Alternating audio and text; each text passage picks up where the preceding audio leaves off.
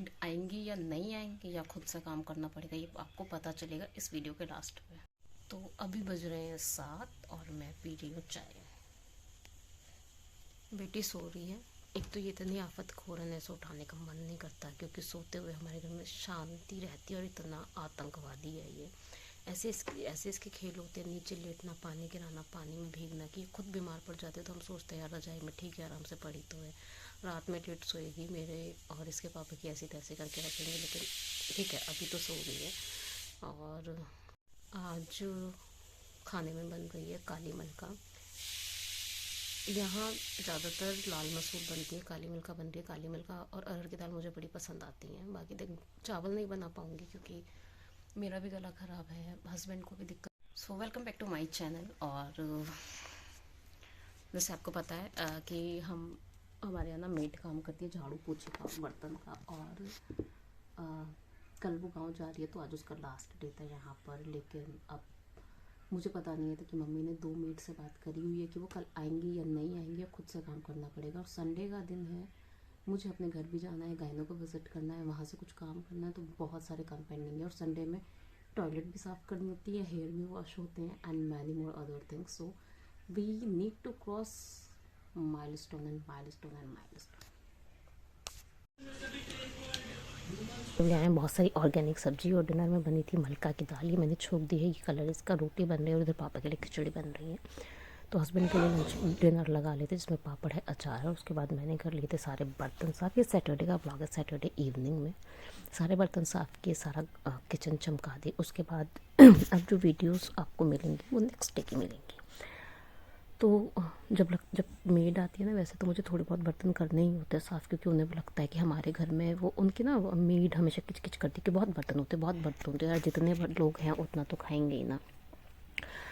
तो फिर मैंने ये सारे बर्तन साफ़ किए, किचन विचन साफ़ करने के बाद ये है मेरा नेक्स्ट डे का ब्लॉग।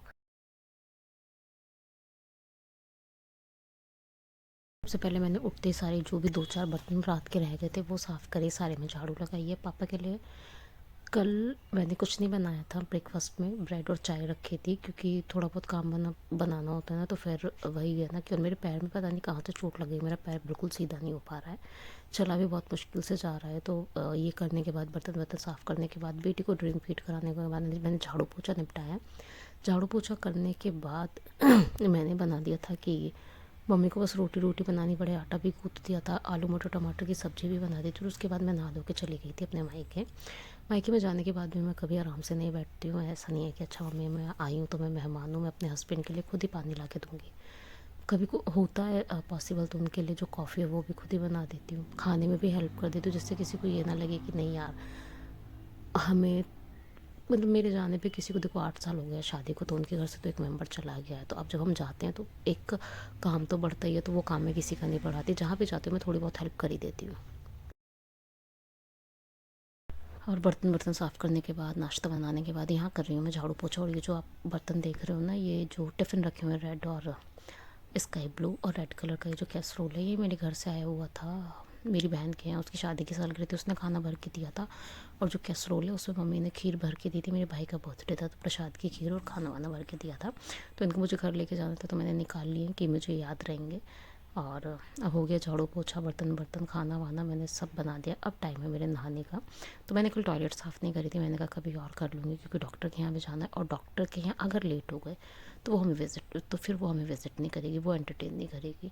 तो बहुत सारे माइलस्टोन थे कल क्रॉस करने के लिए, और होपफुली हमने सब सक्सेसफुली क्रॉस कर ली है।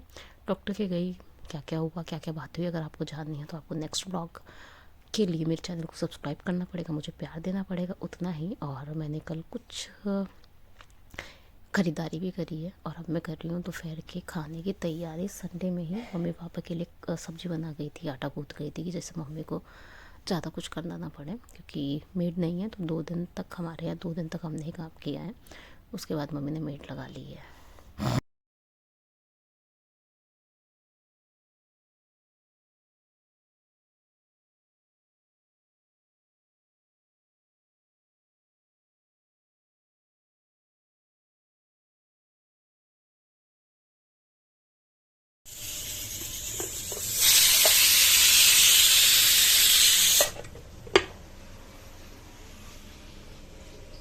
तो 9:30 तक मैं नहा ली थी और अभी बज रहे हैं 10:15 के आसपास and baby is also ready. ये कल के धुले हुए कपड़े हैं जो आके तैयार करने हैं और अब हम निकलने वाले हैं तैयार होकर फटाफट से।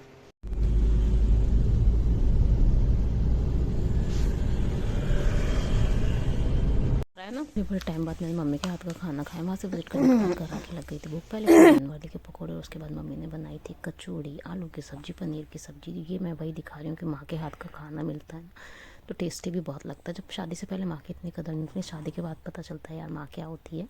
तो ये था मेरा खाने का व्यू, जिसमें थी ये चटनी, कचौड़ी और ये आलू की सब्ज़ी। क्योंकि मुझे पनीर की सब्ज़ी नहीं पसंद तो आलू की मैंने दिन वाली सब्ज़ी ली थी। एंड खाने के बाद मुझे बड़ा अच्छा लग रहा था यार। एक सेटिस्फेक्शन मिलती है माँ के हाथ के खाने से। आपको भी मिलती है तो प्लीज़ कमेंट कीजिएगा। आ गए हैं घर नियर अबाउट 7 और घर से ही खाना लाई थी। आके 3-4 रोटियां बनानी पड़ी हैं टाइगर की और मुकुल को रोटी खानी थी। कचौड़ी और पनीर की सब्ज़ी लेकर और 7 बजे, सुबह 7 बजे से अभी बज रहे हैं 10:15 और ये पूरा दिन ऐसे चला गया है और बहुत ज़्यादा थकान हो रही है। तो मन कर रहा है बस लेट जाए, बस बाहर से थोड़ा सा वो हस्बैंड आ जाए फिर सो जाते हैं। तो मिलते हैं नेक्स्ट अच्छे से ब्लॉग में। तो मेरे ब्लॉग को बहुत सारा प्यार दीजिएगा क्योंकि आपके प्यार और सपोर्ट की बहुत ज़्यादा ज़रूरत है।